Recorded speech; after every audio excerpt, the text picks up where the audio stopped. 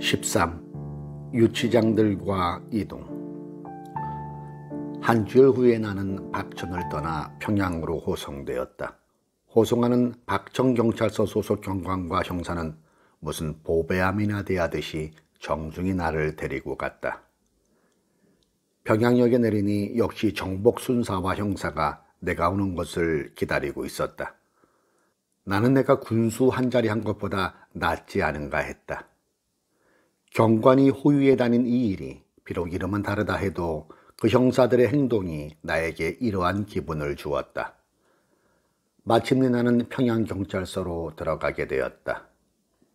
이미 일은 저지른 것이니 될 대로 되겠지 하고 주님께 범사를 맡기고 의지하는 수밖에 없었다. 고등계 사무실로 인도하는 대로 따라 들어갔다. 중년인 고등계 주임은 나를 보자마자 대단한 일을 해주었는데 하면서 내가 잘못했다는 것인지 잘했다는 것인지 모를 말을 던지고 자기들이 심할서를 쓴 얘기와 많은 경관이 밥통이 떨어져 나갈 뻔한 얘기를 하면서 이번 일로 국가에서 얼마나 큰 비용을 썼는지 알겠는가?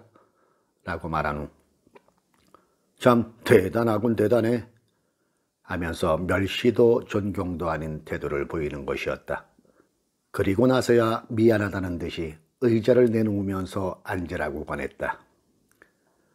의자에 앉은 나를 주임은 마치 손님 대하듯이 하며 한편 고등계 차석 사사기에게 무엇라고 수근수근 하더니 차석이 또 한 형사를 데리고 나갔다. 나는 주임이 내게 대해서 하는 말로 보아서는 별로 중요한 얘기도 아닌데 왜 나를 이렇게 앉혀놓고 기다리게 하는가 싶었다. 그랬는데 조금 전에 나갔던 차석과 형사가 아주 늙은 죄수를 한 사람 데리고 들어왔다. 그는 60이 넘어 보이는 늙은이로 수염도 길대로 길었고 얼굴도 창백해서 그동안의 유치장 생활에 많은 고초를 당한 것이 역력히 나타났으나 이상스럽게 신선하고 고상한 인상을 풍겨주는 이였다. 이제는 집으로 가서 잘 쉬시오 하고 주임이 그 늙은이에게 말하니 그는 자기의 소지품을 전부 움켜안아 가지고 고등계의 사무실을 나가버렸다.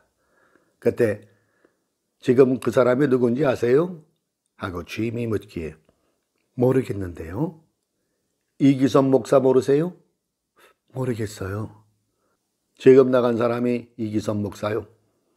나는 이기선 목사에 대해서는 그의 고결한 신앙 정조를 높이 존경하고 있는 터였다. 이 목사는 경찰에 잡힌 지 2년 동안을 갖은 고난을 겪으면서도 담대하게 굴복하지 않았다. 물론 말은 많이 들었지만 오늘 처음으로 배운 셈이다. 나는 곧 뒤쫓아 나가서 인사하고 위로의 말을 드리고 싶었으나 그럴 수 없어 울렁거리는 가슴을 진정시켜 그대로 꾹 참고 앉아 있었다. 주임이 나에게도 이제 집으로 가서 쉬시오. 그러나 집을 이사하거나 또는 여행을 할 때는 꼭 사전에 연락을 해야 하오. 했다. 나는 역시 기뻤고 감사했다. 그러지요. 여러 가지 일을 많이 만들어드려서 미안합니다. 라고 인사를 하고 나오니 형사 한 사람과 정복순사 한 사람이 나를 따라 나섰다. 나는 어머니 계신 집으로 찾아갔다. 어머니! 하고 부르며 대문을 들어서니 내 음성을 들은 어머니는 신발도 못 신은 채 맨발로 뛰쳐나오면서 이게 웬일이냐 하며 기뻐 어쩔 줄을 몰랐다. 나는 꿈을 꾸는 것만 같았다. 나를 따라 들어온 경관들에게 어머니는 친절히 좀 들어오시죠 라고 하니 경관들은 경관을 이렇게 들어오라는 말은 처음 들었습니다. 고맙습니다. 하고 인사하더니 가버렸다. 우리 도모녀는 방 안에 마주 앉았다. 나는 할 말이 너무도 많아서 무엇부터 어떻게 말해야 할지를 몰랐다. 우리는 터져나오는 찬송을 먼저 불렀다. 감사 기도를 어머니도 드리고 나도 드린 후에 지금까지 되어진 일을 세세히 보고했다. 어머니는 말끝마다 감사합니다. 하나님 아버지 감사합니다. 를 연말했다. 밤이 길어지니 매일 밤 찾아왔다는 최봉석 목사와 성도들이 집으로 왔다가 나를 보고 어안이 벙벙해서 이게 웬일입니까? 오늘 주 목사와 이기선 목사를 비롯해서 갇혀있는 모든 종들이 다 같이 풀려나왔습니다. 수산성은 통곡이 변하여 큰 기쁨이 되었도다. 에스더 여왕은 왕에게 규례를 어기고 나갔으니 민족을 구원했다 하며 최 목사는 고함을 지르며 할렐루야를 연달아 불렀다. 이기선 목사도 찾아오셔서 우리는 마치 천국 같은 분위기를 이루었다. 소문은 삽시간에 전국에 퍼져나갔다. 밤이 오기가 무섭게 성도들은 우리 집으로 새 힘을 얻어보려고 찾아들었다. 나는 성도들이 요망하는 대로 매일 밤을 박 장로가 평양을 떠나서 부산 가까이에서 수상서 형사들의 조서를 빠져나갔을 뿐만 아니라 연락선을 탈 때의 그 이적 같은 일과 일본 도착한 후의 일과 또한 일본 국회에 경고문을 숨겨가지고 들어가 던진 일들을 세세히 말했다. 저마다 놀라며 저마다 감격했다. 우리 집을 찾아오는 사람은 점점 더 많아졌다. 먼 곳에서도 차차로 찾아들기 시작했다. 더구나 의주 근방과 만주, 경상남북도에서도 목사와 장로와 집사와 전도사들이 믿음을 지키려고 애를 쓰며 평양에 숨어들어 우리 집을 찾아들기 시작하면서부터는 나에게 들은 말을 전하고 또 전해서 전국적으로 산속과 굴속에 있는 종들에게까지 큰 기쁨을 전할 수 있게 되었다. 낮에는 틈틈이 형사들이 찾아와서는 한 반시간씩 앉았다 가기 때문에 아무도 오지 않았다. 형사들은 공연히 할 일도 없이 앉았다가는 돌아가고 하는데 그들을 보면 언제나 기분이 나쁘고 불쾌했다.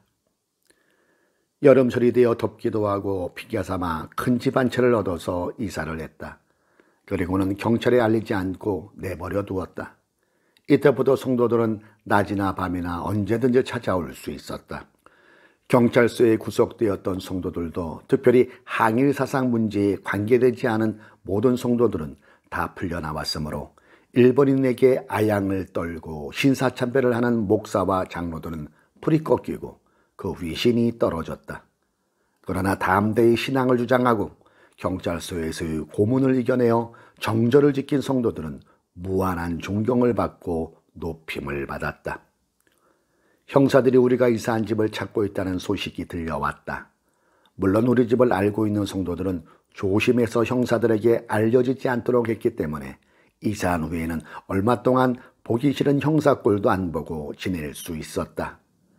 그런데 우리 성도들을 감시하는 정도로 누그러진 곳은 이곳 평양뿐이고 그 외의 시골에서는 계속 핍박이 심해서 성도들이 온 가족을 거느리고 평양으로 이주해 오는 형편이었다. 나는 그동안에도 만일의 경우를 대비해서 될 수 있는 대로 형무소에서 사는 것과 같이 훈련을 하고 있었다. 전도하는 일, 성경과 찬송을 외우는 일, 금식하는 일, 엎드려서 기도하다 잠드는 일, 마룻바닥에서 이불 없이 자는 일 등을 연습했다. 또 외출을 하지 않고 누구와도 함부로 만나지도 않고 집으로 찾아오는 사람들도 무척 조심했다. 어느 날 오종 때였다. 수학교 선생을 하면서 신앙을 지키기 때문에 부산경찰서에 구속되었다가 풀려나오자 이곳 평양으로 피신해서 지내는 김두석이란 젊은 여자 신자가 보통 때와 같이 오늘도 놀러와서 예배드리고 오래 앉아있다가 저녁때가 되었어야 돌아갔다. 그런데 그 젊은 여신도가 돌아간 지 30분도 못 돼서 다시 그가 내 집으로 들어서는데 그의 얼굴은 창백하였다. 그의 뒤를 따라서 평양경찰서 고등계 유영사가 의기양양해서 쑥 들어섰다. 나는 깜짝 놀랄 수밖에 없었다. 유영사는 큰 벼슬이라도 얻은 듯이 으쓱대고 뻔나면서 이사를 냈으면 보고를 내서 우리가 알도록 해야지 이렇게 몰래 숨어버리는 법이 어디 있어요? 하며 힐난조로 말했다. 나는 아무런 대답도 하지 않은 채 그대로 앉아있기만 했다. 이렇게 집을 알고 난 형사들 셋이 황급히 찾아와서는 만일의 손님이 와 있으면 손님의 이름과 주소, 직업을 물어서 기록하는 것이었다. 참으로 귀찮고 불쾌한 일이지만 이것을 피할 길은 없었다. 그때 나는 집에서 염소 2마리를 기르고 있었는데 새끼를 낳으면 염소 장사꾼이 가져가고 젖을 우리가 받아 마셨는데 한 마리의 염소 젖분량만 해도 우리에게는 많아서 남아 돌아가게 되니 형사들이 올 때마다 마시라고 하면 받아 마시는 그 재미도 있어 그랬는지 여하튼 거의 매일같이 형사들이 찾아왔다. 이럭저럭 지나는 동안 여름도 다 가고 아침 저녁으로는 서늘한 가을바람에 하늘은 맑고 높아졌다. 어머니는 새벽 기도하러 새벽 3시에 일어나서 모란본 득상으로 또 올라가고 나도 새벽 기도하기 위해 옷을 갈아입고 마루에 나가 엎드려 기도를 하고 있었다. 어머니는 대개 7시나 되어야 산에서 돌아오는데 새벽 5시도 채 못된 시간에 대문 소리가 나고 염소들이 이상하게 떠들었다. 염소들도 이상한 손님을 보면 발짓을 하며 맹맹하고 소리를 지르는 버릇이 있었다. 나는 놀라서 머리를 들고 들어오는 사람을 보니 유형사였다. 아직 날도 밝기 전인 이 첫 새벽에 유형사가 찾아온 곳은 어떤 중대한 일이 있다는 것이 분명했다. 순간 나는 마음의 각오를 하면서 그의 얼굴을 쳐다본 채 아무 말도 하지 않고 있었다. 경찰서로 잠깐 같이 가십시다. 아고고는 냉정히 명령하듯이 말했다. 나는 때가 왔구나 하는 각오를 하면서도 가슴은 쾅 하고 내려앉는 것 같았다.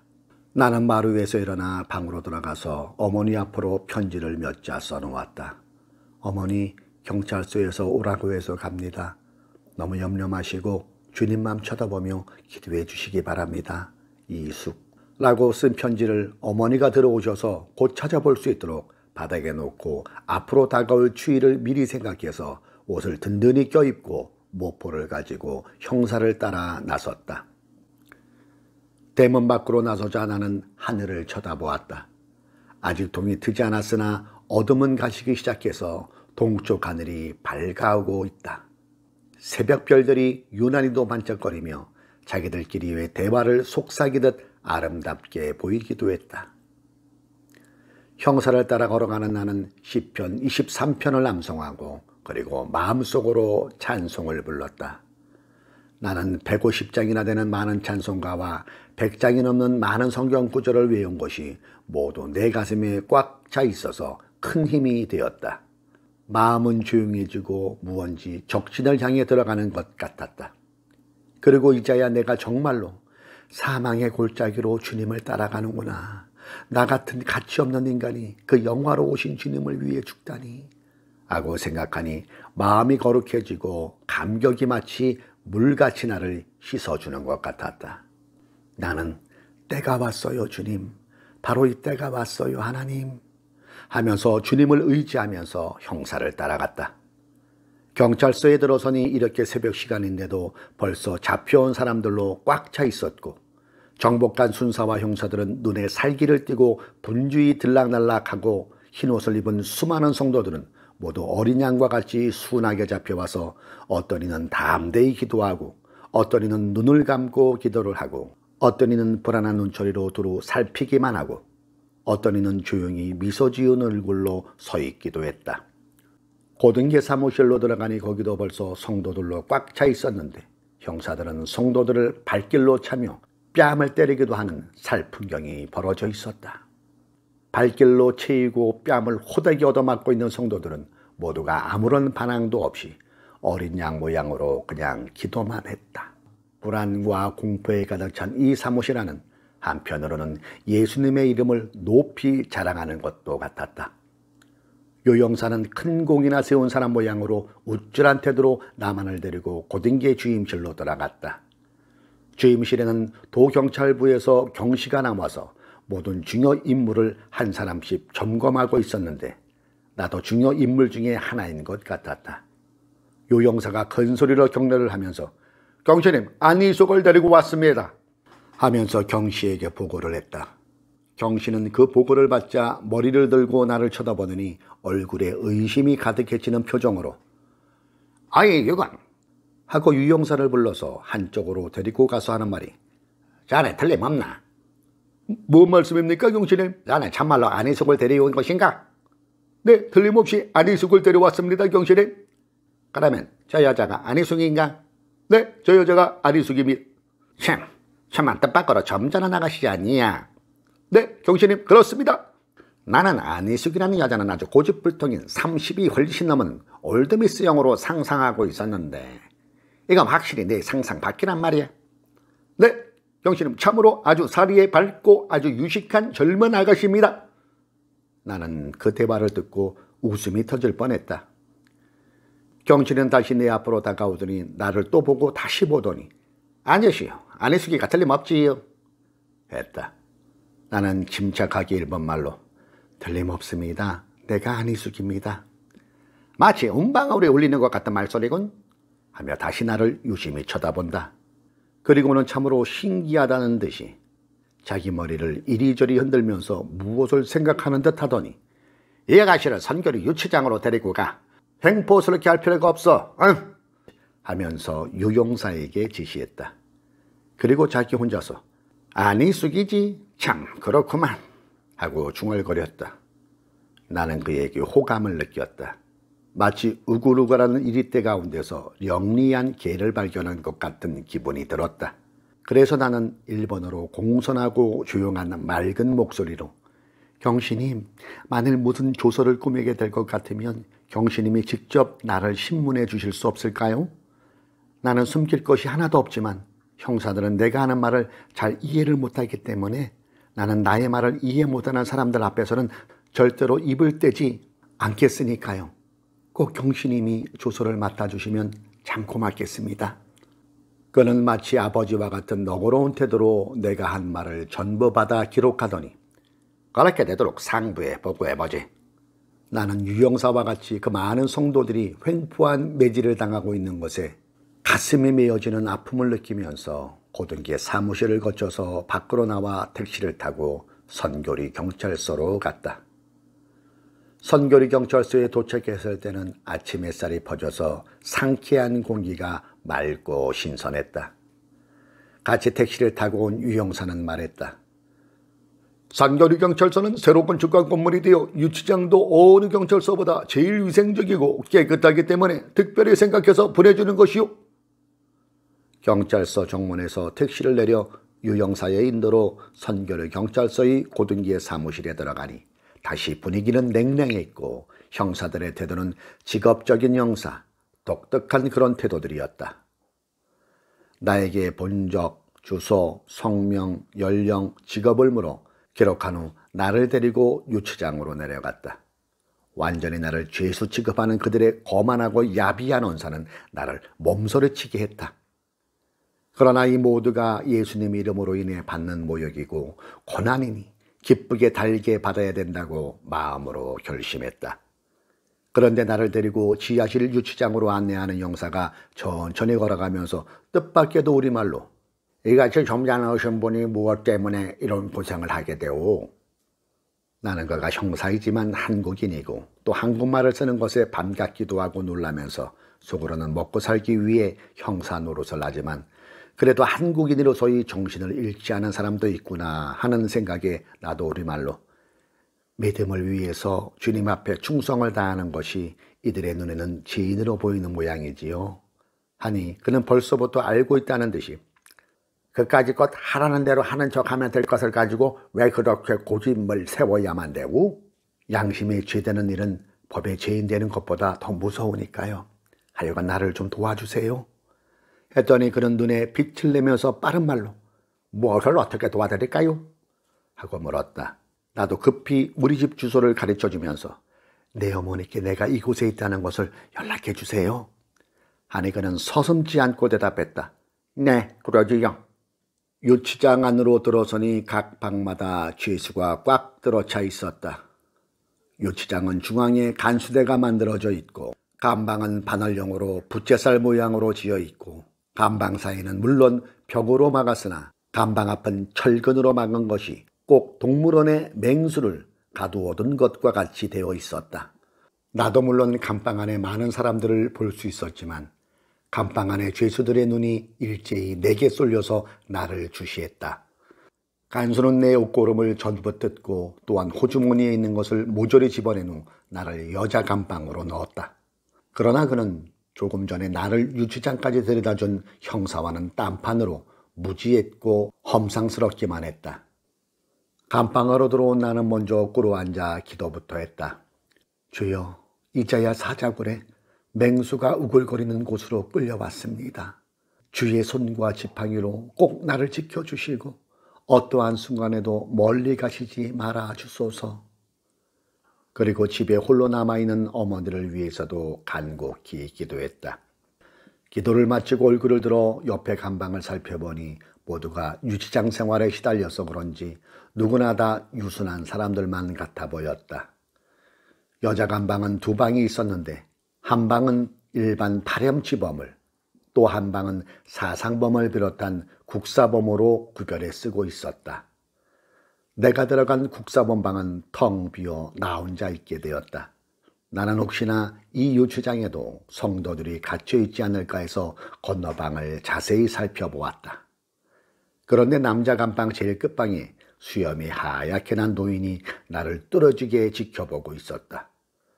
나도 자세히 건너다 보니 그 노인은 이기선 목사였다. 60이 넘은 이 목사는 수염이 길게 자란 채 얼굴은 희고 조용한 태도로 앉아 있었다. 나는 너무도 반가워서 엎드려 절을 했더니 그도 나를 향해 고개를 숙여 답례했다.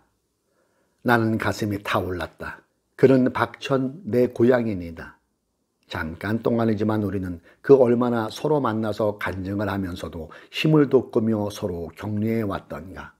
그는 내가 동경에서 경보고 돌아왔을 때 2년 만에 석방되어 숨어서 함께 모여 기도하고 간증하고 같이 순교하자고 격려해 주시던 분이다. 그리고 그는 또다시 나와 같이 오늘 검거되어 이 유치장에 들어오게 되었다. 나는 서름이 복받쳐와서 자꾸만 울었다. 저렇게 양순하고 순결한 성인을 일본인은 왜 그렇게도 미워하는가? 왜 저런 성인들을 구박하고 학대하고 죽이려고 하는가? 일본인들은 귀신이 들려서 모두 환장을 하는 것이 틀림없었다. 그러나 이 목사는 조용하고 자신만만해 보였다. 그는 2년 동안이나 악독한 고문을 겪고 먹지 못하고 자지 못하고 이 일본인의 가장 무서운 핍박의 대상의 한 사람으로 너무도 많은 고통을 겪어왔었다. 그래서인지 그 태도가 아주 늠름하고 여유 있어 보였다. 나는 몹시 반갑기도 하고 또 한편 무척 애처롭고 마음이 아팠다.